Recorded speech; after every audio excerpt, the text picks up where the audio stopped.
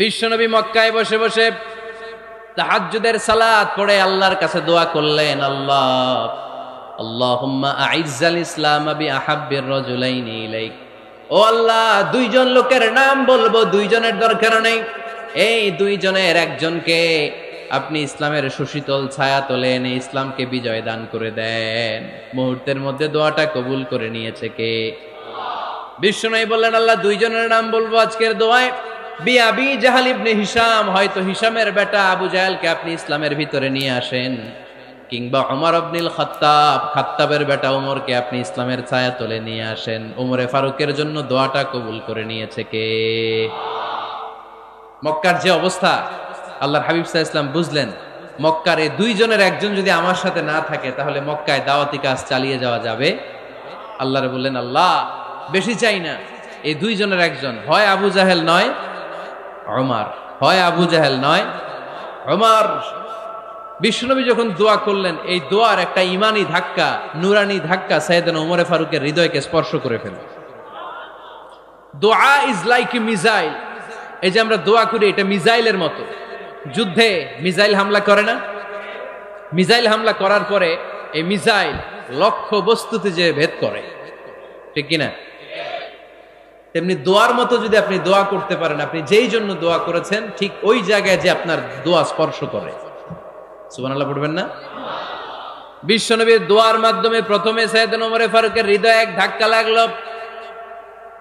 2 নম্বরে রব্বুল আলামিন সূরাতুল হাক্কা দিয়ে ওমর ফারুকের হৃদয়ের মধ্যে দিলেন এক ধাক্কা। পড়েন আল্লাহু আকবার।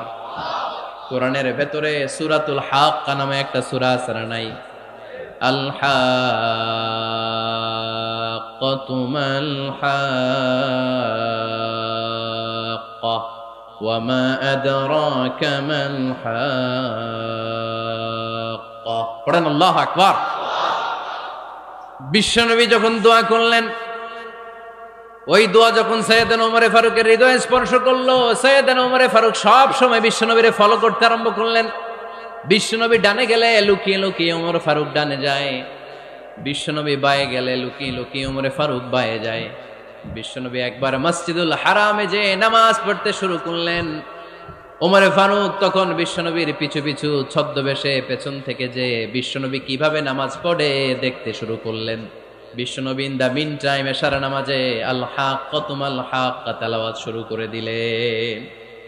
আল হাক্কাতু মাল হাক্কা তেলাওয়াত শুরু করে দিলেন। তেলাওয়াত করতে করতে বিশ্বনবী যখন তেলাওয়াত করতেছে, ওমর ফারুক এরকম দুলতেছে আর মজা পাচ্ছে। ওমিয়া, বিশ্বনবীর কণ্ঠ বুঝি আমার মতো কণ্ঠ, আপনার মতো কণ্ঠ, আহমদ বিন ইউসুফের কণ্ঠ, আব্দুল বাসিতের কণ্ঠ না? বিশ্বনবীর গলায় যে কি সুরের ঝংকার আল্লাহ দিয়েছেন, কি সুরের লহরী আল্লাহ দিয়েছেন, একবার যে শুনতো পাগল হয়ে যেত। আল্লাহু আকবার। বিশ্বনবী সূরা হাক্কা মন্ত্রমুগ্ধ তেলাওয়াতে, মন্ত্রমুগ্ধ সুর দিয়ে, মন্ত্রমুগ্ধ কণ্ঠ দিয়ে তেলাওয়াত করতে লাগলেন। এশার সালাতে ওমর ফারুক দুলতে লাগলেন। ওমর ফারুক যত শুনেন অবাক হয়ে যায়, যত শুনেন অবাক হয়ে যায়, যতই শুনে অবাক। কিরে? কারণ তিনি আরবি ভাষা বুঝতেন। এত সুন্দর শব্দের গাঁথুনি, এত প্রাঞ্জল বর্ণনা, এত সুন্দর অন্তমিল, এটা কবিতা না হয়ে পারে না। উনি মনে মনে ভাবলেন, এটা মনে হয় কবিতা। It might be poem, it could be poem. Muhammad মনে হয় কবি হয়ে গেছে, তার কাব্য প্রতিভা দিয়ে সে এটা বানিয়েছে। তা না হলে এত সুন্দর কথা, এটা কবিতা না হয়ে পারে। ইন দ্য মিন টাইম বিশ্বনবী কিন্তু দেখতেছে না যে পেছনে ওমর। বিশ্বনবী তেলাওয়াত করছিলেন। ইন দ্য মিন টাইম বিশ্বনবী পড়ছিলেন, ওমা হুয়া বিকাউলি শাইরিন কলিলাম মা তুমিনুন। এই আয়াতের অর্থ হলো, এটা কোনো কবির কথা নয়, খুব অল্প সংখ্যক লোকই তোমরা ঈমান আনো। সুবহানাল্লাহ পড়ে। এটাকে বলে কোইন্সিডেন্ট। কোইন্সিডেন্ট, হুট করে অনেক সময় মিলে যায়। যায় কি যায় না? আপনি একজনের কথা ভাবতেছেন, বাজারে গেলেন, বাজারে যেই দেখেন ওই লোকটা দাঁড়ায় আছে, এরকম হয় কি হয় না? কোইন্সিডেন্ট। ওমর ফারুক মনে মনে যেটা ভাবতেছে ওই কথা দিয়ে বিশ্বনবী তেলাওয়াত করতেছে। আল্লাহু আকবার। বিশ্বনবী যে আয়াত তেলাওয়াত করছিলেন, আয়াতের অর্থ হলো, এটা কোনো কবির বানানো কবিতা না, খুব অল্প সংখ্যক লোকই তোমরা ঈমান আনো। ওমর ফারুক আটকে উঠলেন, থমকে দাঁড়ালেন। ঘটনা কি? আমি মনে মনে ভাবলাম, কি রে, এত সুন্দর কথা, এটা তো মানুষের কথা হতে পারে না, এটা নিশ্চয়ই কবিতা, কবির কথা। কিন্তু মুহাম্মদ এখন আবার পড়তেছে ওমা হুয়া বিকাউলি শায়ের, এটা কোনো শায়েরের কবির কথা নয়। কলিলাম মা তুমিনুন, অল্পই তোমরা ঈমান আনো। তার মানে আমার মনে যা চলে মুহাম্মদ এটা টের পায়। মুহাম্মদ গণক। নাউজুবিল্লাহ পড়বেন না? মুহাম্মদ অনেক বড় মাপের একজন গণক। মানুষের হৃদয়ে কি চলে, মনে মনে কি ভাবে, মুহাম্মদ না দেখেও বলে দিতে পারে। ইন দা মিন টাইম বিশ্বনবী পরের আয়াতে পড়লেন ওয়ালা বিকাউলি কাহিনিন কলিলাম মা তাযাক্কারুন। এই আয়াতের অর্থ হলো এটা কোনো গণকের বানানো গণনা নয়, খুব অল্প সংখ্যক লোকই তোমরা উপদেশ হিসেবে এটাকে মানো। সুবহানাল্লাহ পড়েন। এবার আর ওমরে ফারুকের সহ্য হয় না, কি আজীব তামাশা। প্রথমে মনে করলাম কবিতা, মোহাম্মদ কয় কবি না, সে কবি না, এটা কবিতা না। তারপর ভাবলাম সে গণক, সে আয়াত পরে পরে বলে দিল এটা গণনা নয়, তাহলে এটা কি? এটা কি কবিতাও না, গণনাও না, তাহলে এটা কি? বিশ্বনবী তখন বললেন তানজিলুম মির রাব্বিল আলামিন। সুবহানাল্লাহ পড়েন। পরের আয়াত ছিল তানজিলুম মির রাব্বিল আলামিন। এটা দুনিয়ার কোনো কবির বানানো কবিতা না, এটা কোনো গণকের গণনা না, এটা কোনো সাহিত্যিকের বানানো সাহিত্য নয়, এটা মহাবিশ্বের পরিচালক রব্বুল আলামিনের কাছ থেকে পাঠানো কিতাব কোরআন। সূরা হাক্কার ধাক্কায় ওমরে ফারুক কাইত। প্রথমে ধাক্কাটা লাগলো যে দোয়া। বিষ্ণুনবী তাহাজ্জুদে কেঁদে দোয়া করলেন, আল্লাহ হয় আবু জাহেলরে দিবা নাইলে ওমররে দিবা। ওই দোয়া ওমরে ফারুকের হৃদয়ে ছোঁয়া লেগেছে। এরপর হাক্কা, সূরাতুল হাক্কা দিয়ে দিলে এক ধাক্কা। এই ধাক্কা খেয়ে উথাল পাথাল হৃদয়ের মধ্যে, হায় রে এ কি বাণী, এ কেমন কথা, কে মুহাম্মদ? তারপরও শয়তানের ওয়াসওয়াসা আছে না নাই? আল্লাহ বলে যতই ওয়াসওয়াসা ওমরকে দেয়া হোক, আমি ওমরে ফারুককে এই মুসলিম উম্মাতের সেনাপতি বানিয়ে ছাড়বো, আমি সেনাপতি বানাবো। এবার 3 নাম্বার ডোজ। ডাক্তারের কাছে গেলে প্রথমে দেখবেন সিম্পল ডোজ দেয়, নরমাল ওষুধ, এটাতে কাজ না হলে ডোজ বাড়ায়, একেবারে কাজ না হলে অ্যান্টিবায়োটিক মারে, আছে না নাই? আল্লাহ প্রথমে দোয়ার ছোঁয়া লাগালেন, তারপর সূরা হাক্কা দিয়ে ধাক্কা মারলেন, এরপরে রব্বুল আলামিন বলেন এবার 3 নাম্বার ডোজ সূরা তহা দিয়ে আমি তোমার হৃদয়টারে উজালা বানায় দেব রে ওমর। শয়তান ওদিক দিয়ে ওয়াসওয়াসা, খেলা দুই দিক থেকে চলতেছে। আল্লাহ তাআলা হেদায়েতের রাস্তায় টানছে, শয়তান জাহান্নামের দিকে টানছে। ঘোষণা দেয়া হলো মক্কায়, মুহাম্মদের মাথা কেটে এনে দিলে এত এত স্বর্ণ মুদ্রা দেয়া হবে। ওমরে ফারুক রাজি হয়ে গেলেন, নাঙ্গা তলোয়ার নিয়ে বিশ্বনবীর মাথা কাটার জন্য ছুটলেন। নাউজুবিল্লাহ পড়বেন না? বনু জাহরা গোত্রের এক লোক বলে, আইনা ইয়া ওমর, কই যাও? মুহাম্মদের মাথা কাটতে যাই। আরে মুহাম্মদের মাথা কাটতে যাও? তোমার বোন ফাতিমা বিনতে খাত্তাব আর তোমার বোন জামাই সাঈদ কদ সাবা, এরা তো ধর্ম ত্যাগ করে ফেলছে, এটা তো আমাদের ধর্ম ত্যাগ করে মুহাম্মদের ফলোয়ার হয়ে গেছে। আগে ওমর ঘর সামলাও, পরে মুহাম্মদের মাথা কাটতে যেও। ওমরে ফারুক অবাক হয়ে গেলেন, তলোয়ার নিয়ে বিশ্বনবীর দিকে না যে নিজের বাড়ির দিকে চলে গেলেন। বিশ্বনবীর আপন বোন ফাতিমা বিনতে খাত্তাব, বোন জামাই সাঈদ আর খাব্বাব রাদিয়াল্লাহু তাআলা আনহু, 3 জন মিলে সূরা তহা তেলাওয়াত করছিলেন। পড়েন সুবহানাল্লাহ। মক্কায় লুকিয়ে লুকিয়ে দাওয়াত হতো। খাব্বাব রাদিয়াল্লাহু তাআলা আনহু একটা চামড়ার ফলকের মধ্যে সূরা তহার কয়েকটা আয়াত এনে ওমরে ফারুকের বোন আর বোন জামাইকে শিক্ষা দিচ্ছে, ট্রেনিং দিচ্ছে। সুবহানাল্লাহ পড়েন। লুকিয়ে লুকিয়ে ওমরে ফারুক যখন ঘরে চলে আসলেন, এরা তটস্থ হয়ে গেল। সাইয়েদনা খাব্বাব বিছানার তলায় লুকিয়ে গেলেন। ওমরে ফারুক বললেন, দরজা খোলো। ফাতিমা বিনতে খাত্তাব দরজা খোলার পরে নির্মম ভাবে সাইয়েদনা ওমর রাদিয়াল্লাহু তাআলা আনহু বোনের গায়ে আঘাত শুরু করে দিল।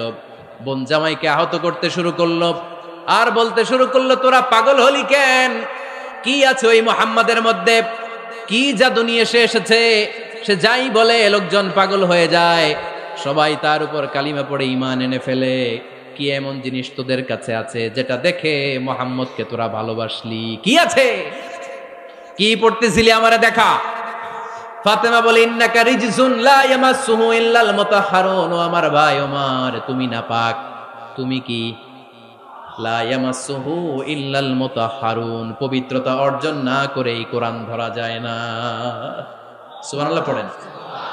উমরে ফারুক গোসল করে আসলেন, কারণ ধাক্কা তো আগে কয়েকটা খাইছে। কথা বুঝেন নাই বোধহয়? প্রথমে দোয়ার ধাক্কা, পরে কোন সূরা দিয়ে ধাক্কা? হাক্কা দিয়ে ধাক্কা। 3 নম্বরে এখন আরেকটা ধাক্কা খাবে।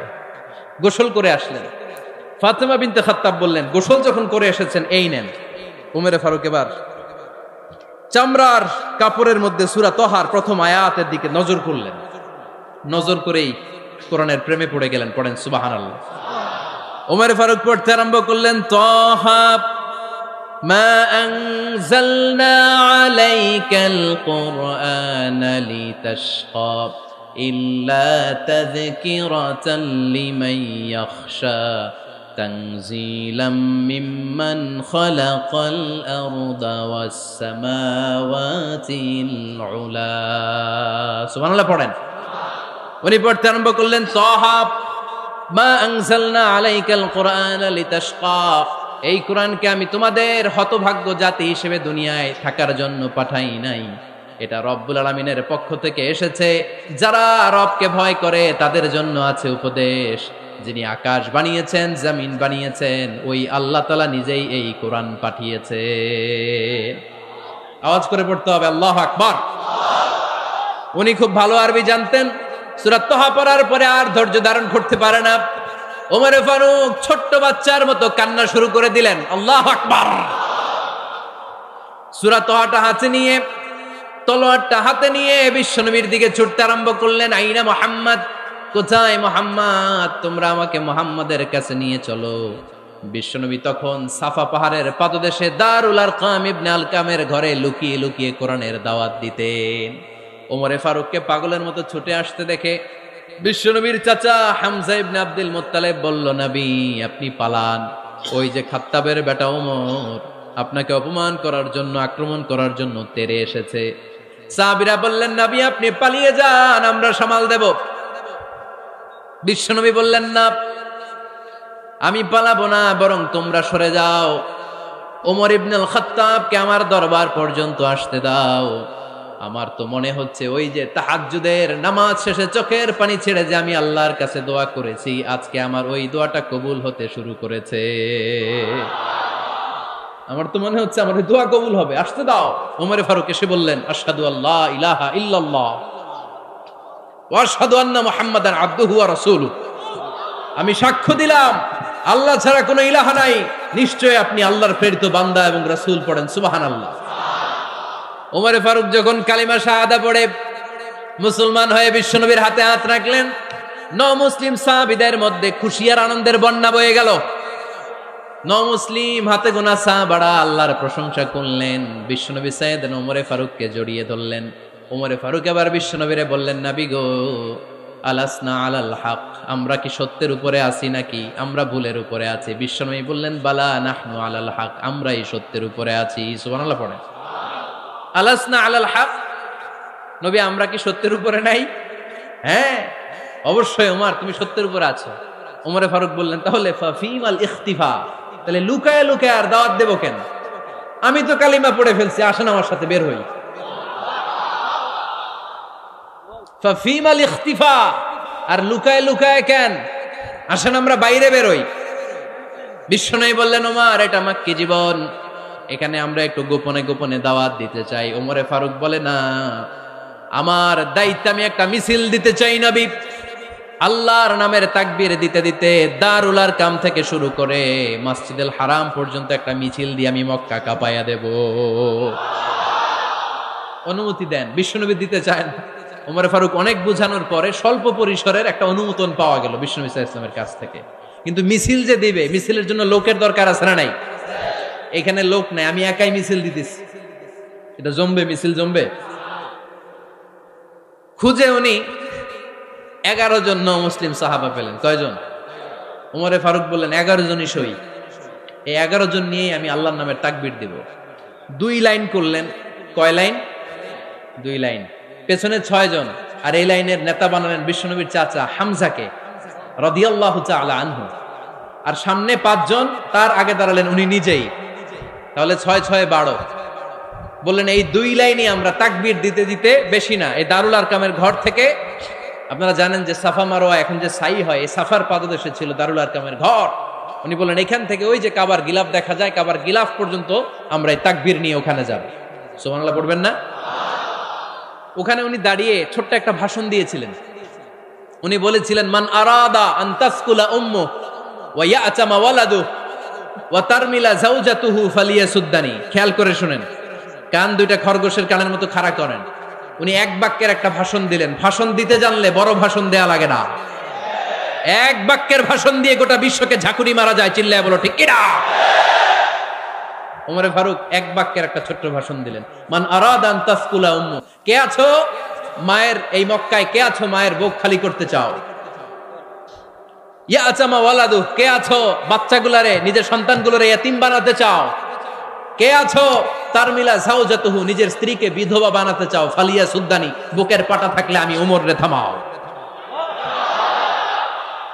ফালিয়া সুদ্দানি, দেখি মক্কায় কার এত বড় বুকের পাটা। কে আছো মায়ের বুক খালি করতে চাও, সন্তান রে এতিম বানাতে চাও, স্ত্রীকে বিধবা বানাতে চাও? ফালিয়া সুদ্দানি, পারলে আমারে ঠেকাও। এই বলে উনি আল্লাহু আকবার, আল্লাহু আকবার, আল্লাহু আকবার বলে স্লোগান শুরু করে দিলেন।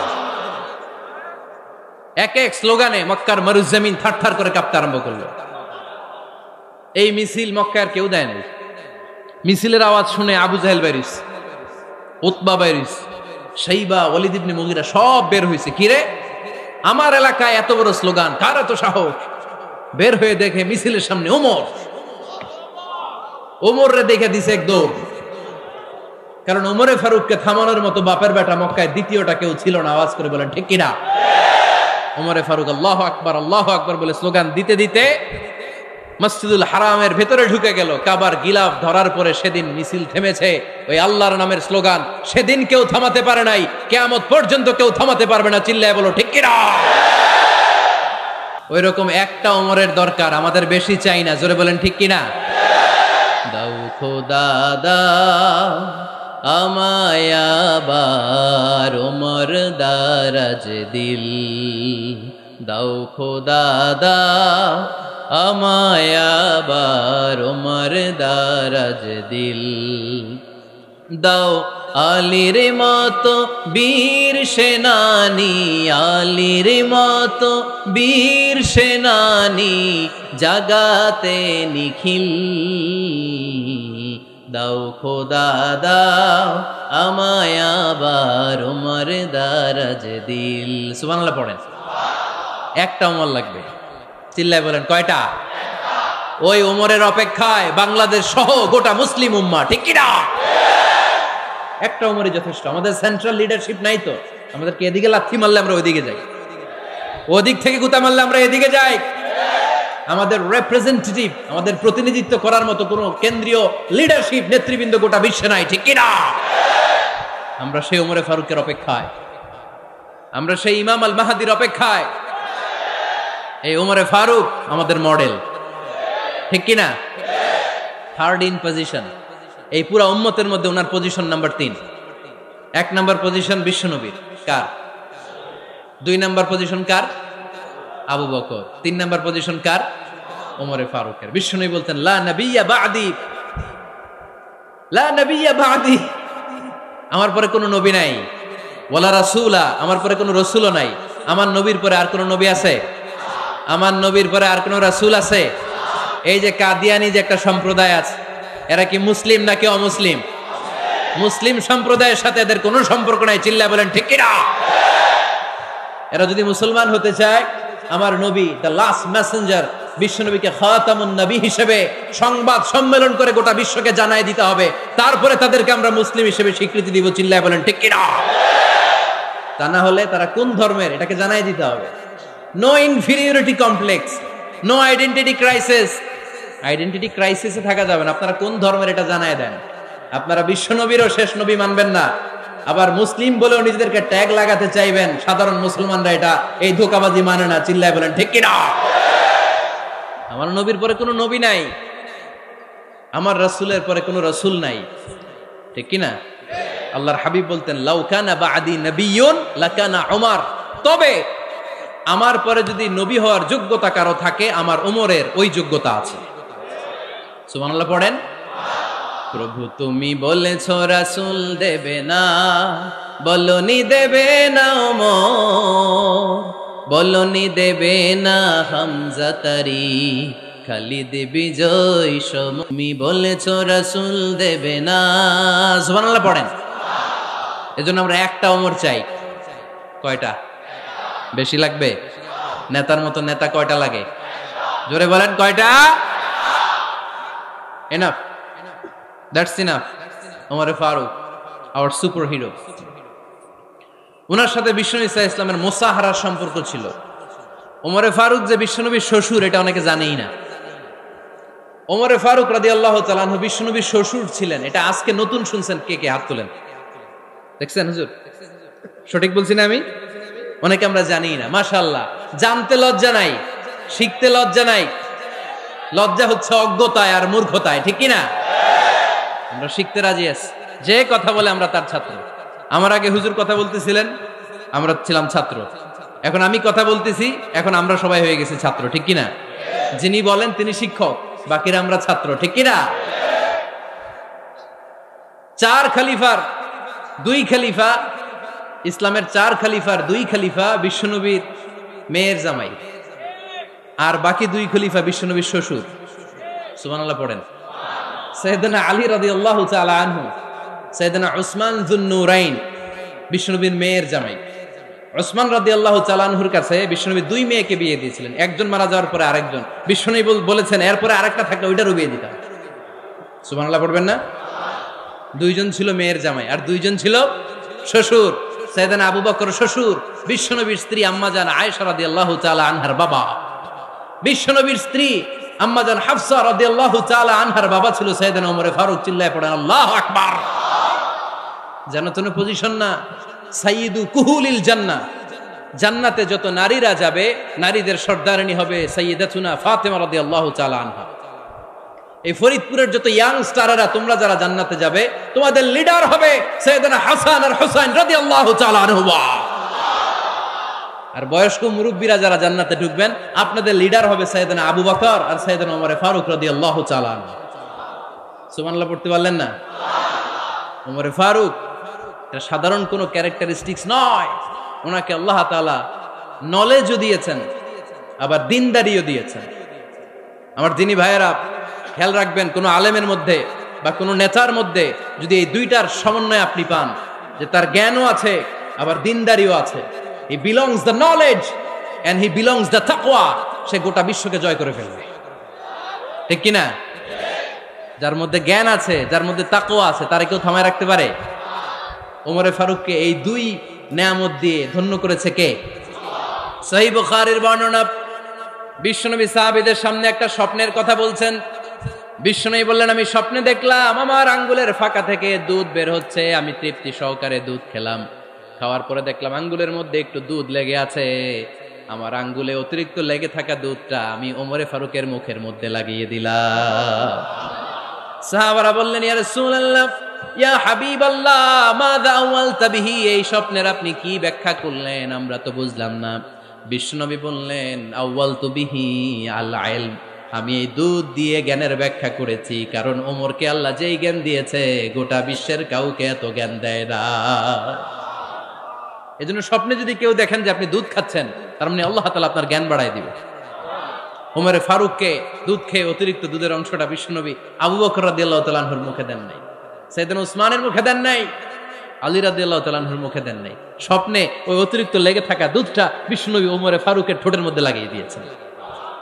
এই হাদিস থেকে প্রমাণ হয় আল্লাহ তাআলা জ্ঞানের নেয়ামতে সাইয়েদনা ওমরে ফারুককে ধন্য করেছেন। আবার বুখারীর বর্ণনা, বিশ্বনবী সাল্লাল্লাহু আলাইহি ওয়াসাল্লাম আরেকটা স্বপ্নের বর্ণনা দিচ্ছেন। তিনি বললেন, তোমাদের সবাইকে স্বপ্নে আমার সামনে দাঁড় করানো হলো।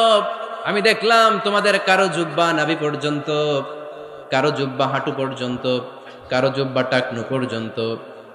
ওমরে ফারুককে যখন স্বপ্নে আমার সামনে দাঁড় করিয়ে দেয়া হলো, আমি দেখলাম ওমরের জুব্বা এত লম্বা, ওমর টেনে হিচড়ে তার জুব্বা নিয়ে সামনে হেঁটে যাচ্ছে।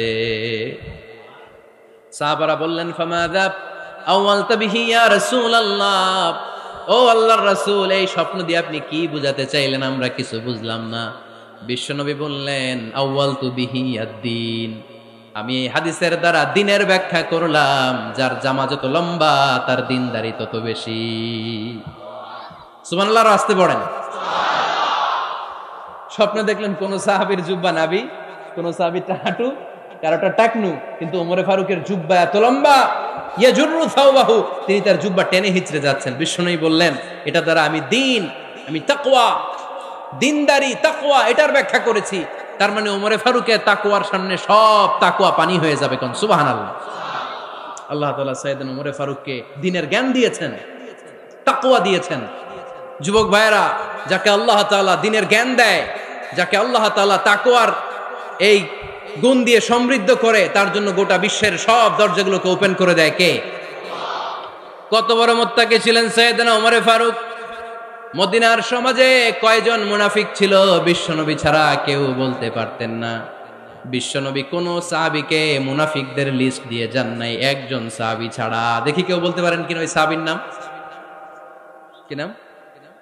হুযায়ফা ইবনুল ইয়ামান রাদিয়াল্লাহু তাআলা আনহু। উনাকে বলা হতো সাহিবু সিররি রাসূলিল্লাহ, আল্লাহ রাসূল সাল্লাল্লাহু আলাইহি ওয়াসাল্লামের গোপন তথ্যের ধারক বাহক। সুবহানাল্লাহ পড়বেন না? বিশ্বনবী ইন্তেকালের আগে মদিনার সমাজে মোট কয়জন মুনাফিক আছে এই তথ্য আবু বকরকে বলেন নাই, ওমর রাদিয়াল্লাহু তাআলা আনহুকে বলেন নাই, উসমান রাদিয়াল্লাহু তাআলা আনহু, আলী রাদিয়াল্লাহু তাআলা আনহু, আশারাতুল মুবাশশিরিনা বিল জান্নাহ কোন সাহাবীকে বলেন নাই। শুধুমাত্র কেবলমাত্র একমাত্র হুযায়ফা ইবনুল ইয়ামান রাদিয়াল্লাহু তাআলা আনহুর কাছে মুনাফিকদের লিস্টে বিশ্বনবী দিয়ে গিয়েছেন। সুবহানাল্লাহ পড়েন। মদিনায় কারা কারা মুনাফিক কেউ জানতো না হুযায়ফা ছাড়া। কে ছাড়া? নামটা আজকে মুখস্থ করেন, যাতে অন্য কোনো ওয়াজে কেউ জিজ্ঞেস করলে বলতে পারেন। মুনাফিকদের লিস্ট যে সাহাবীর কাছে বিশ্বনবী দিয়ে গিয়েছিলেন, সাহাবীর নাম কি? নাম? নামটা কেমন লাগে? ভাল লাগে?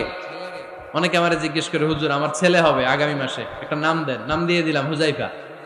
যাদের হবে ছেলে, এলাকার যাদের নেক্সট কয়েক মাসে ছেলে হবে, খালি হুযায়ফা চলবে। কি চলবে? ভাল লাগে? নামটা ভাল লাগে? রাইখেন, অনেক সুন্দর নাম। উনি জানতেন মুনাফিক কারা। দেখেন ওমরে ফারুকের তাকওয়ার লেভেলটা কত হাই।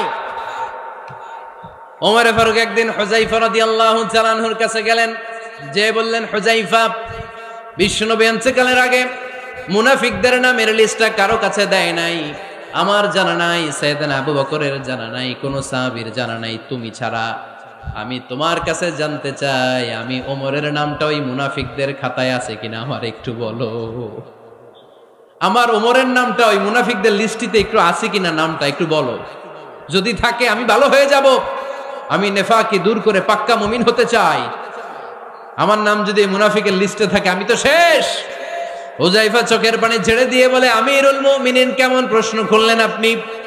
আপনি বিশ্বনবীর শ্বশুর, এই উম্মতে আপনার পজিশন 3 নাম্বার। আপনারে মুনাফিকরা ভয় পায়, শয়তান আপনারে ভয় পায়। আপনি জান্নাতে সব বয়স্ক লোকদেরকে নিয়ে জান্নাতের মধ্যে আগে আগে ঢুকবেন, কেমন করে মুনাফিকদের কাতারে আপনার নাম থাকতে পারে ওমর? সুবহানাল্লাহ পড়ে। কি বিনয়ী, কি তাকওয়া। হুযায়ফাকে যে ধরতেন, হুযায়ফা একটু বলো না আমার নামটা মুনাফিকদের লিস্টিতে আছে কিনা। ওমরে ফারুকের যদি এই টেনশন থাকে যে আমি মুনাফিক হয়ে গেলাম কিনা, আমাদের এই টেনশন থাকার দরকার আছে না নাই? হ্যাঁ, যেন সব সময় আল্লাহর কাছে দোয়া করতে হবে, আল্লাহ তুমি নেফাকি থেকে আমাদেরকে বাঁচাও। আরো জোরে পড়েন আমিন। আপনারা ওঠা বসা শুরু করলেন কেন? অনেক রাত হয়ে গেছে তাই? হ্যাঁ, শেষ করে দেই তাহলে না? যে অনেকের কষ্ট হচ্ছে মনে হচ্ছে। হ্যাঁ, এক নম্বরে যাচ্ছে এইটা সব মুখস্থ দেখি। হ্যাঁ, 1 নাম্বার, 2 নাম্বার, 3 নাম্বার। 1 নাম্বার হইল পেশাবখানা, 2 নাম্বার পায়খানা, 3 নাম্বার নাকি এইটা।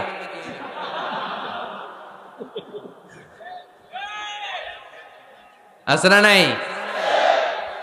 না। সিগারেট কোন মুসলমান খেতে পারে? সিগারেট হয় টোবাকো প্ল্যান্টস থেকে, তামাক পাতা। ফরিদপুরে চাষ হয় নাকি? হয়। কোন থানায় হয় বেশি? হ্যাঁ, তামাক ক্ষেত যারা দেখছেন, কোন বেড়া লাগানো লাগে? কারণ ছাগলও মুখ দেয় না। তো যেটা ছাগলে খায় না এটা কোনো মুমিন বান্দা খাইতে পারে? তো খান কেন এগুলো, এই পচা জিনিস? হ্যাঁ, এই পৃথিবীতে বিড়ি আর সিগারেটই একমাত্র খানা যেটা টয়লেটে ঢুকে খাওয়া যায়, তাই না? পৃথিবীতে সিগারেট আর বিড়ি একমাত্র খাবার। রাগ করবেন না, যারা খান রাগ করেন না, আবার একটু কমন সেন্সটা কাজে লাগানোর জন্য, চিন্তার জন্য বলতেছি। এটাই পৃথিবীর একমাত্র খাবার যেই খাবারের গায়ে এই খাবারের বদনাম লেখা থাকে। স্মোকিং কজেস ক্যান্সার, ধূমপান কর্কট রোগের কারণ, ধূমপান স্বাস্থ্যের পক্ষে ক্ষতিকারক লেখা থাকে না? আচ্ছা ধরেন ফরিদপুরের একটা কোম্পানি নতুন চানাচুর বের করছে, ওই চানাচুরের গায়ে লেখা এই চানাচুর খাওয়ার 1 ঘন্টার মধ্যে বমি শুরু হবে আর ডায়রিয়া হবে। খাবেন? কি কইবেন? তুই খা। দোকানদারে কি কইবেন? তুই খা, তোর বমি হোক, তোর 14 গোষ্ঠীর ডায়রিয়া হোক, আমি টাকা দিয়ে এগুলো কিনবো না, ঠিক কিনা? কারণ এই প্রোডাক্টের গায়ে এই প্রোডাক্টের বদনাম লেখা, এটা আমরা কিনবো কেন? কিন্তু সিগারেটের উপরে সিগারেটের বদনাম লেখা থাকার পরও আমরা খাই, টয়লেটে বসে খাই। এটার মধ্যে একটা পয়জন আছে, এটাকে বলে স্লো পয়জন, নিকোটিন। এটা আপনার লাং ফুসফুসকে শেষ করে দিবে, স্লো পয়জন। সিগারেট খাওয়া অনেকটা আত্মহত্যা শামিল। বিষ খেলে সাথে সাথে মরে, সিগারেট খেলে ধুকে ধুকে মরে। আর সিগারেট থেকে হিরোইন, গাঁজা, ফেন্সিডিল, ইয়াবা, মেরিজুয়ানার পথে মানুষ পথ বাড়ায়, পা বাড়ায়, তাই না? এগুলো খাবেন না। ওয়ালা তুলকু আইদিকুম ইলা তাহলুকা, নিজে নিজেকে স্বেচ্ছায় ধ্বংসের দিকে ঠেলে দিও না। জীবনটা অনেক সুন্দর, জীবনটা অনেক রঙিন, আল্লাহর দেয় জীবনটাকে উপভোগ করার দরকার আছে না নাই? এই জন্য সিগারেটকে এই ফরিদপুরের প্রোগ্রাম থেকে আমরা আজকে নো বলে দিলাম। কি বলে দিব? আওয়াজ করে সবাইকে আমরা সবাই একসাথে বলবো, সিগারেটকে কি বললাম? মনে থাকবে না? মাহফিলের প্যান্ডেল থেকে বাইর হয়ে আবার ইয়েস, হ্যাঁ না, ইয়েস করা যাবে না। সিগারেটকে কি বললাম? নো। ওমরে ফারুক রাদিয়াল্লাহু তাআলা আনহু আমাদের সুপার হিরো, আমাদের সবাই বলেন আমাদের। উনি কত বড় সুপার হিরো শুনেন। উনি জুমার খুতবা দিচ্ছেন। কি দিচ্ছেন? মসজিদে নববীতে। খুতবার মাঝখানে হঠাৎ বললেন, ইয়া সারিয়াতাল জাবাল, ইয়া সারিয়াত ইবনে জানিমিল জাবাল। এই কথা বলেই আবার খুতবা দিতে শুরু করলেন। উনার এই ইয়া সারিয়াত ইবনে জানিমিল জাবালের সাথে আগের কথারও কোনো মিল নাই, পরের কথারও কোনো মিল নাই। জুমার নামাজের পর মুসল্লি সাহাবারা ধরলেন, বললেন, ইয়া আমিরাল মুমিনিন। খুতবার মাঝখানে হঠাৎ করে ইয়া সারিয়াত ইবনে জালিমিল জাবাল বলে আপনি চিৎকার করলেন কেন? আপনার এই বাক্যের সাথে আপনার খুতবার আগের বাক্যের কোনো মিল নাই, আপনার খুতবার পরের বাক্যেরও কোনো মিল নাই। এই কথা আপনি কারে বললেন? কারে উদ্দেশ্য করে বললেন? এই কথার তাৎপর্য কি আমাদেরকে বুঝিয়ে বলেন। ওমরে ফারুক বললেন, আমি যখন খুতবা দিচ্ছি আমি দেখতে পেলাম ওই যে কয়েক মাস আগে আমি আমার মুসলিম সেনাবাহিনী পারস্যে আক্রমণের জন্য পাঠিয়েছি, বর্তমান ইরান, ইরানের ওই বিশাল এলাকাতে পারস্যে আমি আমার ব্যাটালিয়ন পাঠিয়েছি। আমি হঠাৎ করে দেখতে পেলাম আমার মুসলিম বাহিনীর সেনাপতি যুদ্ধের এক পর্যায়ে তার ডানে আছে উপত্যকা, বায়ে আছে পাহাড়, সে পাহাড়ি রাস্তা ছেড়ে দিয়ে উপত্যকার দিকে যেতে শুরু করেছে। আমি দেখতে পেলাম আমার মুসলিম বাহিনী যদি উপত্যকার দিকে ছুটে বেড়ায়, কাফির মুশরিকরা আমার মুসলিম বাহিনীকে কচুকাটা করে ফেলবে। তাই আমি এখান থেকে তাদেরকে কমান্ড দিয়ে বলেছি, ইয়া সারিয়াতাল জাবাল, উপত্যকার দিকে নয় পাহাড়ের দিকে যাও, তাহলেই তোমাদের বিজয় নিশ্চিত হয়ে যাবে। উপত্যকার দিকে যেও না, ইলাল জাবাল, ইলা সারিয়াতিল জাবাল, পাহাড়ের দিকে ছোট। সাহাবারা অবাক, ঘটনা কি? উনি বসে আছেন মদিনায় মসজিদে নববীর মিম্বারে দাঁড়িয়ে, উনি যদি ইয়া সারিয়াতাল জাবাল বলে এটা কি ইরানে যাবে নাকি? ও মিয়া, তখনকার সময়ে বর্তমানের মতো মোবাইল ছিল নাকি? ইন্টারনেট ছিল নাকি? কিছু ছিল? খালি মুখে আমি যদি বলি ইয়া সারিয়াতাল জাবাল, এটা ইরানে যাবে? ইন্ডিয়ায় যাবে? ঢাকায় তো যাবে না, ফরিদপুর শহরেই তো বসবে না, ঠিক কিনা? কিন্তু এটা আমিরুল মুমিনিন বিশ্বাসী সাহাবারা বিশ্বাস করে নিল। কিছু মুনাফিক ছিল, এরা কয় না ঝামেলাস, এটা তো সম্ভব না, এক কাজ করি, এই সেনাপতি যখন বিজয়ী বেশে মদিনায় ফিরে আসবে এরা আমরা ধরবো। এরা দিন গুনতে লাগলো, এই সেনাপতি মুসলিম বাহিনী নিয়ে পারস্য জয় করে কবে ফিরে আসবে। এই মুনাফিকের দলগুলো কখনো সেনাবাহিনীকে অভ্যর্থনা জানাতে যেত না, কিন্তু এইবার সবার আগে মদিনার উপকণ্ঠে যে সেনাপতিদেরকে অভ্যর্থনা জানানোর জন্য ফুল নিয়ে রেডি, ফুল নিয়ে দাঁড়ায় আছে। সেনাপতি ঢুকার সাথে সাথে ধরছে, এই সেনাপতি কোত্থেকে আসছে? কয় পারস্য জয় করে আসছে। কয় এমন এমন দিন, জুমার দিন দুপুরবেলা যুদ্ধের মাঝখানে আমিরুল মুমিনিনের কণ্ঠের কোন কথাবার্তা শুনছো নাকি? সেনাপতি অবাক, কয় তোমরা জানলা কেমনে? শুনছি তো। সুবহানাল্লাহ পড়বেন না? আমরা যুদ্ধে একটা ভয়ঙ্কর অবস্থার মধ্যে ছিলাম, পেছন থেকে শত্রুরা আমাদেরকে আক্রমণ করতে শুরু করে দিল। ডানে যাব না বায়ে যাব, সামনে যাব নাকি পেছনে যাব, রাস্তা খুঁজে পাচ্ছি না। ডান দিকে ছিল আমাদের উপত্যকার রাস্তা, বাঁ দিকে ছিল পাহাড়ি পথ। আমরা সোজা পথ হবে মনে করে উপত্যকার দিকে ছুটতে আরম্ভ করলাম। হঠাৎ করে আমিরুল মুমিনিনের কণ্ঠ বজ্র কণ্ঠে আমার কানের মধ্যে ভেসে আসলো। আমার মনে হলো আমিরুল মুমিনিন কেমন যেন আমাকে কমান্ড দিচ্ছেন আর বলছেন, ইয়া সারিয়াতাল জাবাল, ডান দিকে উপত্যকার পথে নয়, তাড়াতাড়ি পাহাড়ের দিকে সৈন্যবাহিনী নিয়ে উঠে যাও। পাহাড়ের দিকে, ডানে না, this is wrong track and this is the right track. ওই দিন যদি উমরে ফারুকের ওই গাইডলাইন, আমিরুল মুমিনিনের কমান্ড যদি আমি না শুনতাম, আজকে বিজয়ের বেশে ফিরতেও পারতাম না, আমাদের চেহারাও তোমরা দেখতে পেতে না। উমরে ফারুকের ওই কমান্ড, ওই গাইডলাইন অদৃশ্য থেকে শোনার কারণে এই পারস্যের মধ্যে আমাদেরকে সেই যুদ্ধে বিজয় দান করেছে কে? দিস ইজ উমরে ফারুক, দিস ইজ উমরে ফারুক।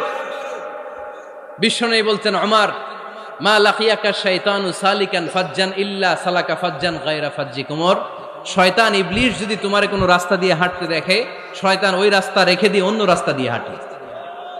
সুবহানাল্লাহ বাড়িতে যায় বললেন। কে বলতেছে? বিশ্বনবী। কার ব্যাপারে? ওমরে ফারুকের ব্যাপারে। শয়তান যদি দেখে যে ওমরে ফারুক এই রাস্তা দিয়ে হাঁটতেছে, শয়তান ওই রাস্তা রেখে দিয়ে অন্য রাস্তা দিয়ে হাঁটে। সুবহানাল্লাহ পড়েন।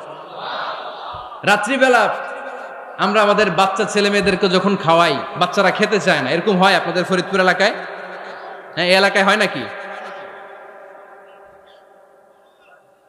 খেতে চায় না বাচ্চারা, এই চকলেট দেখায়া, এই মিনা কার্টুন দেখায়া, এইটা সেইটা এগুলো সেগুলো বলে, গল্প টল্প বলে ভুলাইয়া খাওয়ানো লাগে, তাই না? তারপরও খায় না। আমারও ছোট মেয়ে আছে, খেতে চায় না, এইটা সেইটা এমনি সেমনি খাওয়ানো লাগে। তো শেষে না পেরে মা বাবা বলতে বাধ্য হয়, ওই যে ভূত আসতেছে, ভূত, তাড়াতাড়ি তাড়াতাড়ি খাও, নাহলে যে ভূত ধরবে তোমারে। ওই যে বাঘ আসতেছে, বাঘ, তাড়াতাড়ি খাইলে নাহলে বাঘে কামড়াবে। বলি না আমরা? আপনারা কি বলেন? ভূত। আর কি বলেন? হ্যাঁ হ্যাঁ, আচ্ছা, এক এক জায়গায় এক একটা আমরা বলি, ভূত আসবে, বাঘ খাবে, ভাল্লুক খাবে, তাড়াতাড়ি খাও। মদিনাতে যখন ওমরে ফারুক আমিরুল মুমিনিন, মদিনার মায়েরাও বাচ্চাদেরকে খাওয়াতে পারতো না, ছোট্ট মেয়েদেরকে খাওয়াতে পারতো না, খাওয়া নিয়ে যন্ত্রণা করতো। বাচ্চারা যখন মদিনায় খেতে চাইতো না রাত্রিবেলায়, মদিনার মায়েরা বলতো, তাড়াতাড়ি খাও, হা হুয়া ইয়াতি উমর, হা হুয়া ইয়াতি উমর, তাড়াতাড়ি খা, নাইলে ওই যে ওমর আসতেছে, Omar. This is our super hero সাইয়েদনা ওমর ফারুক রাদিয়াল্লাহু তাআলা।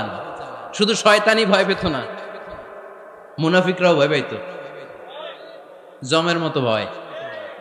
শুধু তাই না, আমাদের আম্মাজান বিষ্ণু ইসা ইসলামের স্ত্রীরাও ওমর ফারুককে ভয় পেতেন।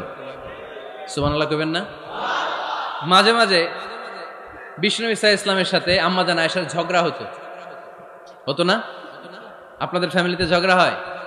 হয় না? হয় না? কার কার দেখি? ওরে আল্লাহ, অনেক আল্লাহর ওলি আছে তো এই জায়গায়। ঝগড়া হয় না? কি কথা কয়, ঝগড়া হয় না বলে? বিশ্বনবীর ফ্যামিলিতে ঝগড়া হয়, আপনার ফ্যামিলিতে হয় না? মিষ্টি ঝগড়া। আর ও বিয়েই করে নাই।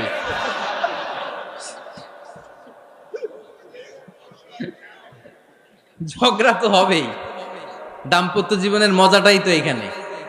কখনো ঝগড়া, কখনো আনন্দ, একটু বৃষ্টি, একটু রোদ, একটু হাসি, একটু কান্না, ভালো লাগা ভালোবাসা শেয়ার করে নেয়া, মিলেমিশে একাকার হয়ে যাওয়া।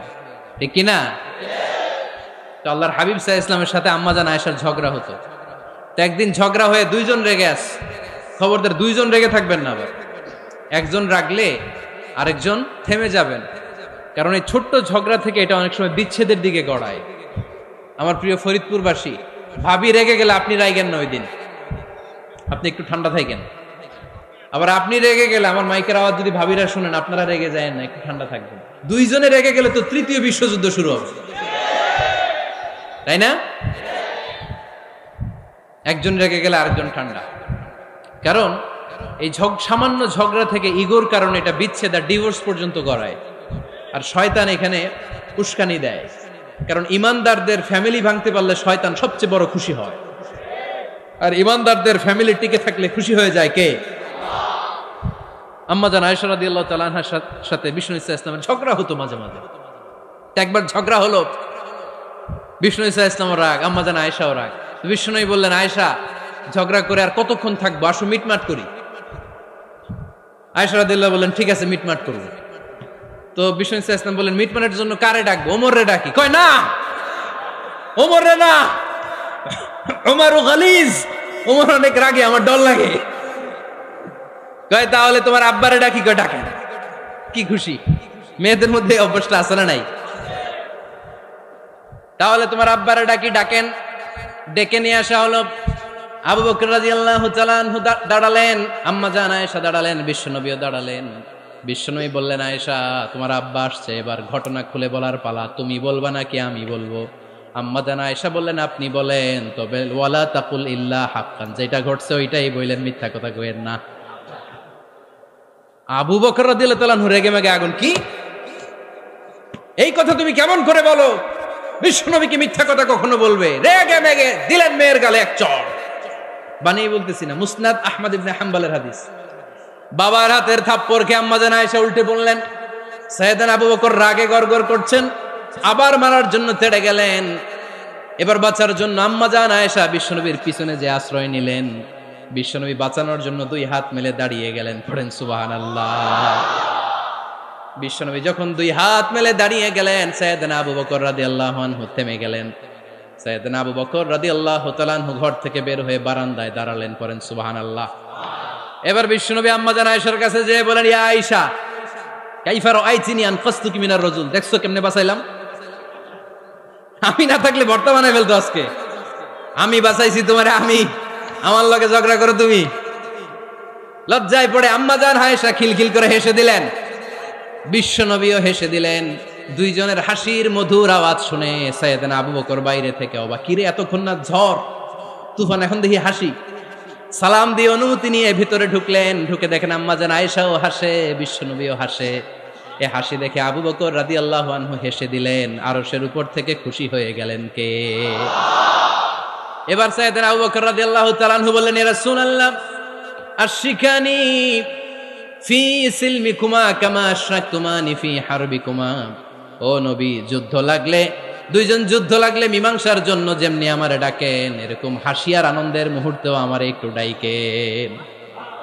আশরিকানি ফি সিলমিকুমা কামা আশরাকতুমানি ফি হারবিকুমা। নবী, আপনাদের মধ্যে ঝগড়া লাগলে সন্ধি করার জন্য আমারে যেমনি ডাকেন, আপনাদের হাসি খুশি আনন্দ খুনসুটি এই মজাদার মুহূর্তগুলোতে আমারে বঞ্চিত রাখেন না, আমার একটু ডাইকেন। সুবহানাল্লাহ পড়েন। এই মুসনাদ আহমদ ইবনে হাম্বলের হাদিস শোনার উদ্দেশ্য হচ্ছে, বিশ্বনবী প্রথমে ওমরে ফারুকের নাম বলেছিলেন। সাইয়েদনা আয়েশা বলে, না আমি ডরাই। হাইবাত, দিস ইজ কল্ড হাইবাত ওমর। একবার বিশ্বনবীর সব বিবিরা ধরলেন, ও নবী আমাদেরকে এটা দেন, ওইটা দেন, ঘরে এটা নাই, ওইটা নাই, ওইটা নাই। বিশ্বনবীকে, আমার কাছে কিচ্ছু নাই, যদি এমনি আমার বউ হয়ে থাকতে চাও থাকো, তাহলে তা না হলে যা লাগবে কিনে দেব, সাথে সাথে তালাকও দিয়ে দিব। কিছু দিতে পারবো না, আমার নাই তো, সামর্থ্য নাই। কিন্তু বিবিরাও ছাড়া না, এটা দেন ওইটা দেন। বিশ্বনবী রহমতের নবী, বিবিদেরকে বুঝাতেও পারেন না, বিবিরা আবদার করতেছে, নবী এটা লাগবে ওইটা লাগবে। ইন দ্য মিন টাইম বিশ্বনবী একজনের সালাম শুনতে পেলেন। কে যেন দরজায় দাঁড়িয়ে বলতেছে, আসসালামু আলাইকুম। বিশ্বনবী দরজার দিকে তাকালেন, তাকিয়ে বললেন, ওয়া আলাইকুমুস সালাম। আর বুঝতে পারলেন এটা আমার ওমরের সালাম। সালাম দেওয়ার পরে বিবিদের দিকে তাকায় দেখে একজন বিবিও নাই, সব অন্দরমহলের ভিতরে দৌড়। সুবহানাল্লাহ পড়তে পারলেন না? This is our super hero Omar. এরকম ওমর একটা লাগবে, চিল্লায় বলেন কয়টা? একটা ওমর গোটা বিশ্বকে সোজা করে দিবে। একটা ওমর সবল আর দুর্বলের পার্থক্য দূর করে দিবে। মাজলুমের উপর জালিমের অত্যাচারের অবসান ঘটায় দিবে। গোটা বিশ্বটাকে সাম্য, মৈত্রী, ভালোবাসার, ইনসাফ দিয়ে পরিপূর্ণ করে দিবে। সেই উমরের অপেক্ষায় আমরা। নিজের ছেলেকে 80টা বেত মেরেছেন। কয়টা? 80টা বেত মেরেছে। এই ব্যাপারে অনেকগুলো বর্ণনা পাওয়া যায়। সবচেয়ে সহি বর্ণনা হচ্ছে মুয়াত্তা ইমাম মালিকের বর্ণনা। ওমরে ফারুক রাদিয়াল্লাহু তাআলা আনহুর ছেলে আব্দুর রহমান মারুফুন বিআবি শাহমা ছিলেন মিশরে। ওখানে নাবিজ খেয়েছিলেন। নাবিজ হচ্ছে আরব দেশের লোকেরা দুধের মধ্যে শক্ত খুরমা রাত্রেবেলা ঢেলে দিত। ঢেলে দিলে সারা রাত ওই খুরমার রসটা দুধের সাথে মিশে দুধটা লাল হয়ে যেত। এটারে সকালবেলা খেত, খুব সুস্বাদু। এটাকে বলে নাবিজ। কিন্তু এটা রাতে ভিজাইলে সকালেই খাইতে হয়, রেখে দিলে আবার একটু সমস্যা হয়। এটা অনেকটা তারির মতো হয়ে যায়, মাতলামি চলে আসে। তো ওমরে ফারুকের ছেলে নাবিজ খেয়েছেন, মদ খাননি, নাবিজ। কিন্তু নাবিজ খাওয়াতে সাকরান চলে এসেছে। সাকরান চলে আসাতে এটা যখন প্রমাণিত হয়েছে, আমর ইবনুল আস রাদিয়াল্লাহু তাআলা আনহু নাকি 80 বেত মেরেছেন মিশরে। কয় বেত? নিয়ম হচ্ছে সবার সামনে, কিন্তু সবার সামনে না মেরে একটু গোপনে মেরেছে। এই তথ্য যখন ওমরে ফারুকের কাছে এসেছে, উনি বললেন না, মারতে হবে সবার সামনে, আলাদা মারলা কেন? ও মদিনায় ফিরে আসলে আমি আবার 80টা মারব। মদিনায় ফিরে আসার পরে সাইয়েদনা ওমরে ফারুক ওই আগের 80টারে আর ধরেন নাই, নিজ হাতে আবার 80টা বেত মেরেছেন। এই বেত মারার 1 মাস পরে এই আবু শাহমা ইন্তেকাল করেছে। অনেক ঐতিহাসিক বলে এই বেতের আঘাতে মরেছে, কেউ কেউ বলেছে নিজের রোগের কারণে মরেছে। কিন্তু দিস ইজ দ্য ইনসাফ সিস্টেম অফ ওমর। নিজের ছেলে বলে ছেড়ে দেয় নাই। এখন নিজের ছেলে হইলে 7 খুন মাফ, নেতার ছেলে হইলে 10 খুন মাফ, এলাকার মোড়লের ছেলে হইলে 10 খুন মাফ। নো পার্সিয়ালিটি ইন ইসলাম। ইসলামে পার্সিয়ালিটি নাই। আপনি নেতার ছেলে হন, আপনি বিজনেস ম্যাগনেটের ছেলে হন, আপনি যেই হন না কেন, ইসলামের দৃষ্টিতে সবাই সমান। চিল্লায় বলেন ঠিক কিনা? বানু মখজুমিয়া গোত্রের এক নারী চুরিতে ধরা পড়ল। সাহাবারা বললেন, নবী, মদিনার সবচেয়ে ভেরি প্রেস্টিজিয়াস এন্ড ডিগনিফাইড ফ্যামিলির মেয়ে, আপনি হাত কাইটেন না, কারণ ইসলামের নিয়ম চুরি করলে কি কেটে দাও? বিশ্বনবী বললেন, বলো কি? হাত না কাটার জন্য তোমরা আমাকে রেকমেন্ড করছো? এটা আল্লাহর আইন। পৃথিবীর কেউ রেকমেন্ড করলো শোনার ক্ষমতা আমার নাই, কারণ আইনটা দিয়েছে কে? লাউ কানাত ফাতিমাতু বিনতি মুহাম্মাদিন সারাকাত লাকাতা মুহাম্মাদুন ইয়াদাহা। আরে বনু মাকসুমিয়া মেয়ে তো দূরের কথা, আমার কলিজার টুকরা ফাতেমাও যদি আজ চুরিতে ধরা পড়তো, তার হাত কেটে দিতে আমি 1 মিনিটও দেরি করতাম না। দিস ইজ ইসলাম। এই হচ্ছে ওমরে ফারুকের মানাকিব। এরকম ওমরে ফারুক কয়টা লাগবে? আওয়াজ করে বলতে হবে, কয়টা লাগবে? একটা লাগবে। এই সাইয়েদনা ওমরে ফারুক মদিনার প্রথম চিফ জাস্টিস ছিলেন। সর্বপ্রথম উনার পরামর্শে সাইয়েদনা আবু বকর রাদিয়াল্লাহু তাআলা আনহু কোরআনকে সংকলন করেছেন। আমরা এই যে কোরআন পড়ি 30 পারা, এমদাদিয়া লাইব্রেরির 114টা সূরা, কত সুন্দর সন্নিবেশ করা হয়েছে, এখানে সাজানো হয়েছে। আল্লাহর হাবিব সাল্লাল্লাহু আলাইহি ওয়াসাল্লামের সময় কি এরকম কোরআন ছিল নাকি? ছিল না। খেজুর পাতার মধ্যে, গাছের বাকলের মধ্যে, ওটের বড় হাড্ডির মধ্যে আর পাথরের মধ্যে খোদাই করা কোরআন ছিল। সাইয়েদনা আবু বকরের সময় রাদিয়াল্লাহু তাআলা আনহুর সময় যুদ্ধ হলো, 70 জন হাফেজ সাহাবী ইন্তেকাল করলেন। সাইয়েদনা আবু বকর রাদিয়াল্লাহু তাআলা আনহুকে ডেকে ওমরে ফারুক বললেন, ও আবু বকর, এইভাবে হাফেজে কোরআন সাহাবীরা যদি দুনিয়া থেকে বিদায় হয়ে যায়, আল্লাহর কোরআনও তো বিদায় হয়ে যাবে। আমার পরামর্শ হলো আপনি সব বয়োজ্যেষ্ঠ সাহাবীদেরকে একসাথে করে কোরআনের সব কাগজগুলোকে একসাথে করে একটা নির্ধারিত কপির মধ্যে কোরআনকে সংকলন করে ফেলেন। সাইয়েদনা আবু বকর বললেন, যেটা আমার নবী করে না, এটা আমি কেমনে করি? কিন্তু ওমরে ফারুক নাছরবান্দা বলে না, এটা করলে কোনো খারাপ হবে না, ভালোই হবে। মুসলিম উম্মার জন্য এক জায়গায় কোরআন সন্নিবেশিত থাকবে, আপনি করেন। সাইয়েদনা আবু বকর রাজি হয় না, ওমরে ফারুকও ছাড়ে না। ওমরে ফারুক বলতে বলতে বলতে বলতে এমন ভাবে সাইয়েদনা আবু বকর রাদিয়াল্লাহু তাআলা আনহুকে ধরলেন, সব শেষে সাইয়েদনা আবু বকর ওমরে ফারুকের কথায় কোরআন সংকলনে রাজি হয়ে গেলেন। পড়েন সুবহানাল্লাহ। উনি বললেন, ওমর যখন আমাকে বারবার বুঝাতে লাগলো, আল্লাহ তাআলা আমার হৃদয়টা ওমরের কথা শোনার জন্য খুলে দিলেন। আল্লাহ তাআলা কেমন যেন আমাকে ইলহাম করলেন, আবু বকর করো, এই কাজের মধ্য দিয়ে আমি আমার কোরআনকে গোটা বিশ্বে জীবিত রেখে দেব। This is Omar. এই যে আমরা হিজরি সনের যে আমরা গণনা করি, এই হিজরি সনের প্রবর্তক হচ্ছে সাইয়েদনা ওমর ফারুক।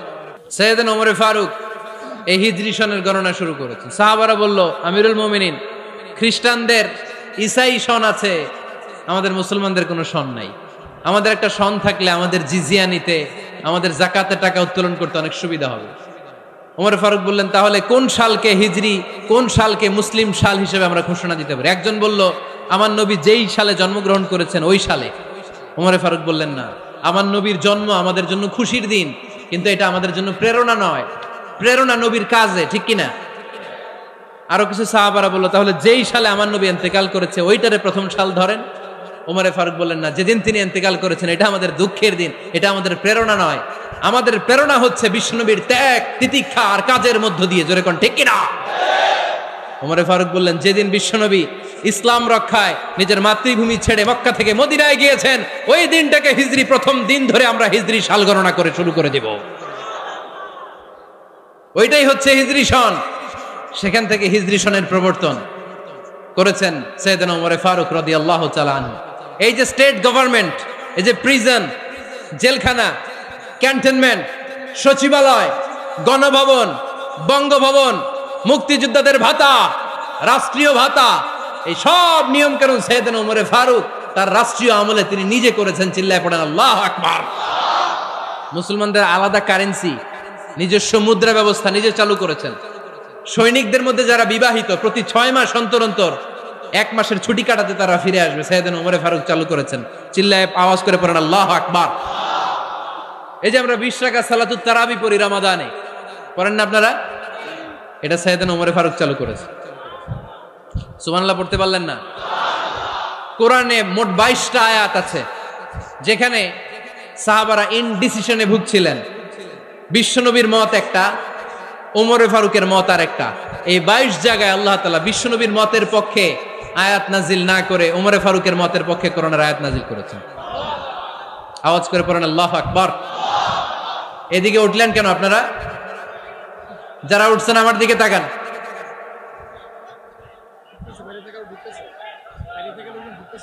কিছু ভিতরে ঢুকতেছে, কিছু বাইরেতেছে না?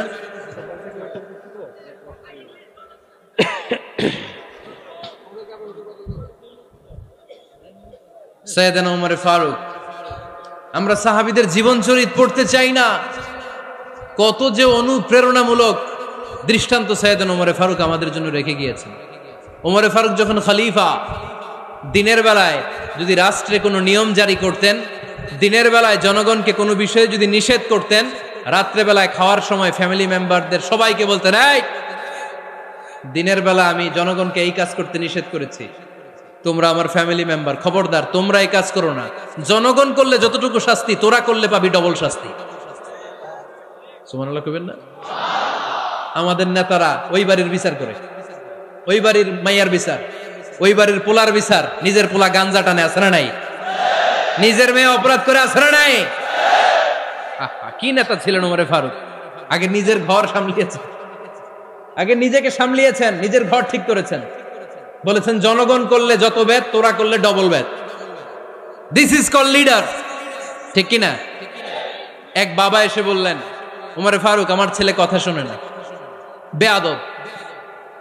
ওমর ফারুক ছেলেরা ডাকলেন, বাবা তুমি তোমার আব্বাজানের কথা শোনো না, এটা তো কবিরা গুনাহ। ছেলে বলে, ওমর ফারুক সব দায় দায়িত্ব আল্লাহ ছেলে মেয়েদেরকে দিয়েছে, বাবা মাকে কোনো দায়িত্ব দেয় নাই। ওমর ফারুক বললেন, অবশ্যই দায়িত্ব দিয়েছে। তাহলে বলেন আমার বাবার দায়িত্ব কি?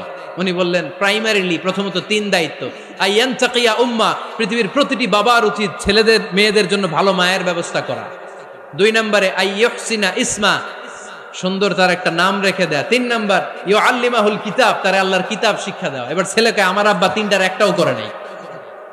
এবার ওমর ফারুক রেগে গেলেন, বাবার কাঁধে ধরলেন, বললেন তুই ছেলের জন্য বিচার নিয়ে আসলি, তোর 3টা দায়িত্বের একটাও তুই পালন করিস নাই। ছেলে বলে, আমিরুল মুমিনিন আমার মা নর্তকী, আমার মা মাজুসি, আমার মায়ের মধ্যে কোনো আদব কাদব নাই, সুন্দরী দেখে আমার মা রে বাবা বিয়ে করছে, আমার মায়ের কাছ থেকে জীবনে কিছু শিখি নাই।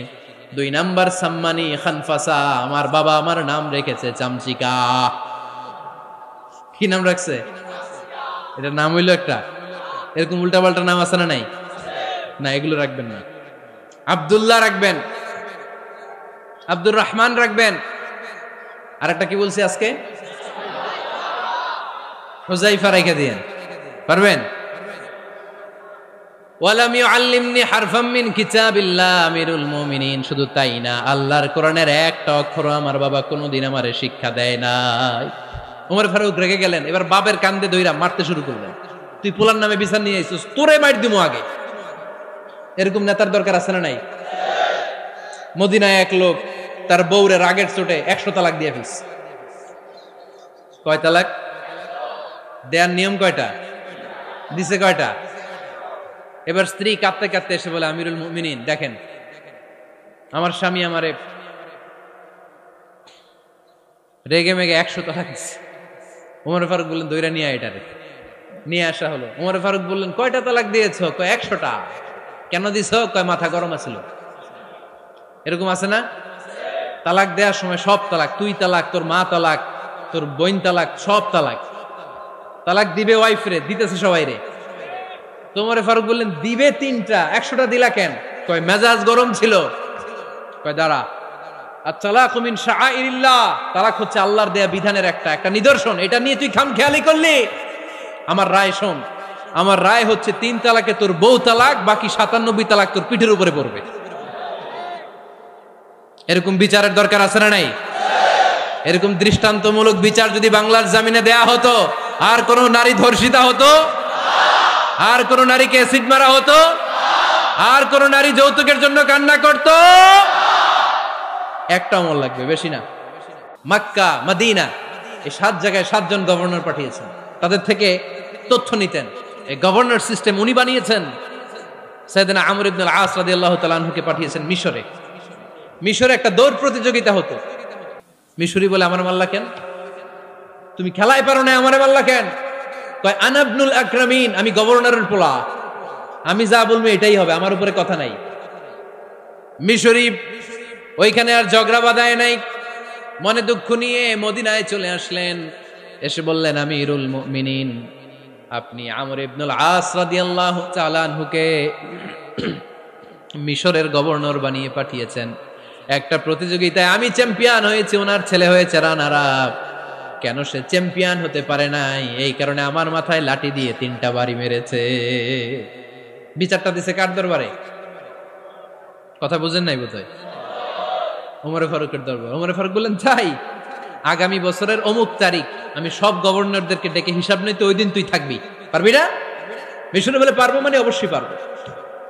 ওই দিন 7 রাজ্য থেকে 7 গভর্নর হাজির, গভর্নরদের ছেলেরাও হাজির, মিশরীয় হাজির। 7 গভর্নরের কাছ থেকে 7 এলাকার খোঁজ খবর নেয়ার পরে ওমরে ফারুক বললেন, আইনাল মিসরি, মিশরি লোকটা কই, এদিকে আয়। মিশরি সামনে আসার পরে বলল, আমর ইবনুল আস, তুমি মিশরের গভর্নর, তোমার ছেলে সহ তুমি আসো।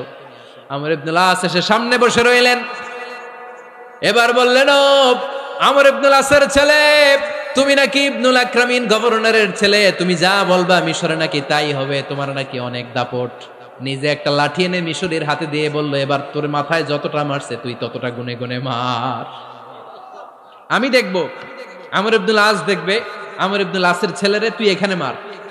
সে বলতেছে, থাক, আপনি বলছেন এতেই যথেষ্ট, মারা লাগবে না, আমি মাফ করে দিলাম। ওমরে ফারুক বলল, খবরদার, মার, মার ওর মাথার মধ্যে।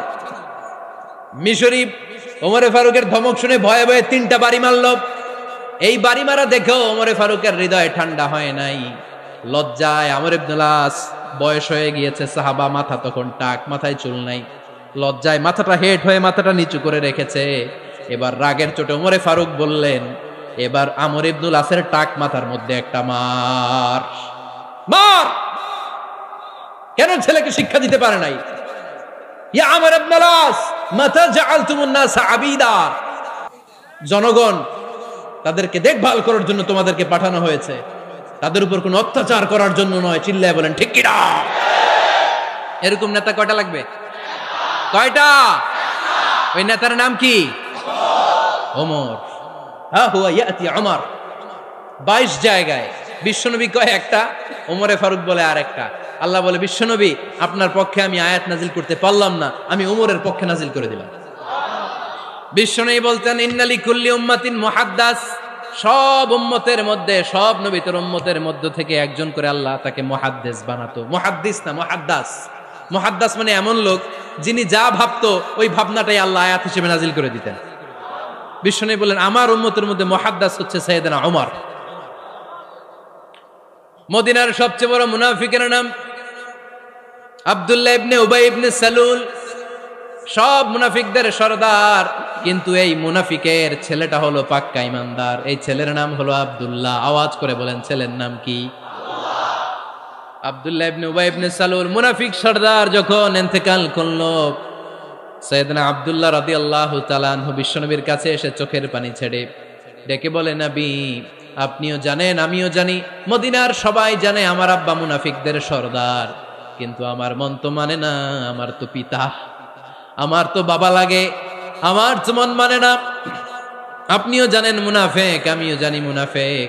নবী আপনার দরবারে কিছু আমি চাই না, আপনার গায়ের একটা জামা দেন, আপনার জামাটা পরিয়ে আমার বাবারে দাফন দিব।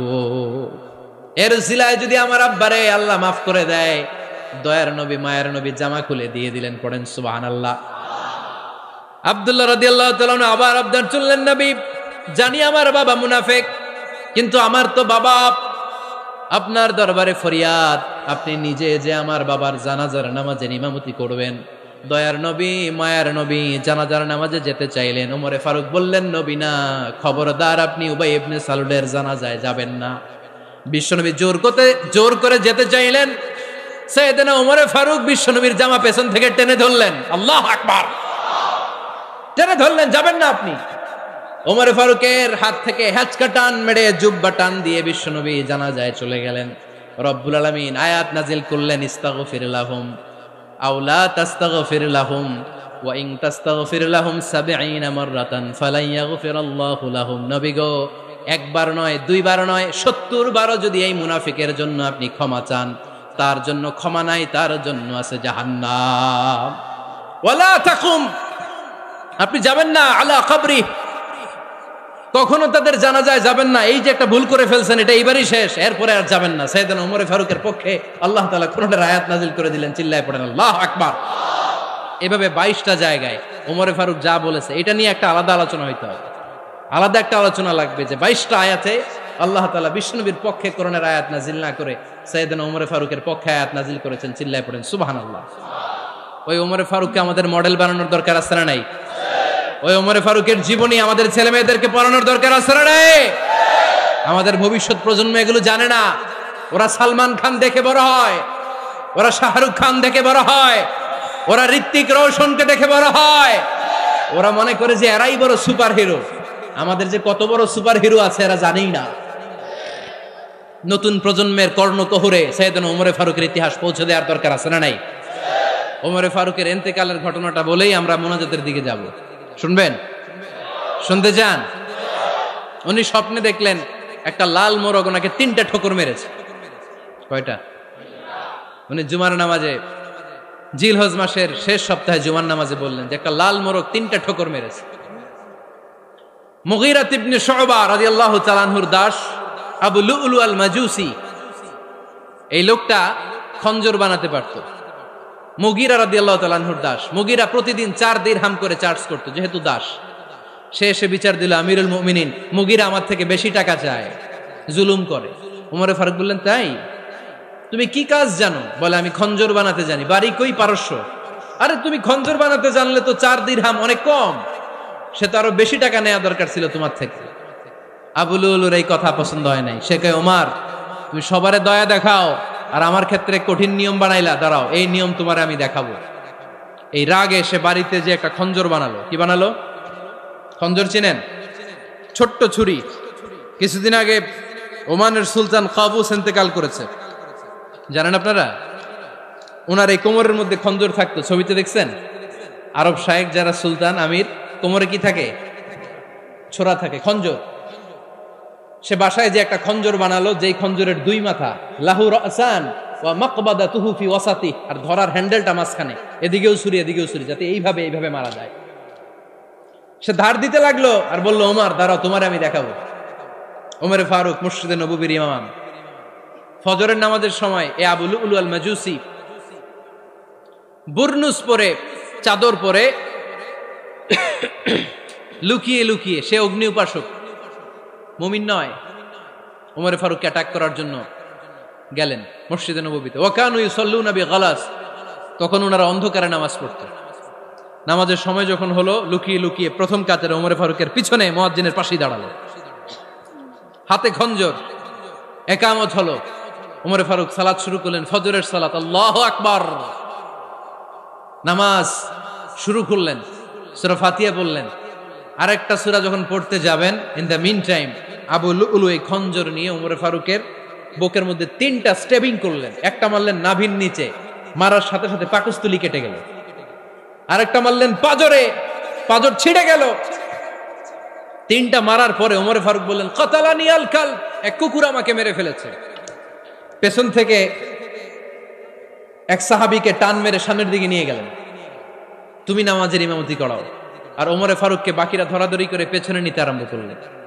আর এই আত্মাই আক্রমণ যে করেছে, সে কাতারের মাঝখান দিয়ে যেতে আরম্ভ করলো আর 2 দিকে ছুরি মারতে আরম্ভ করলো।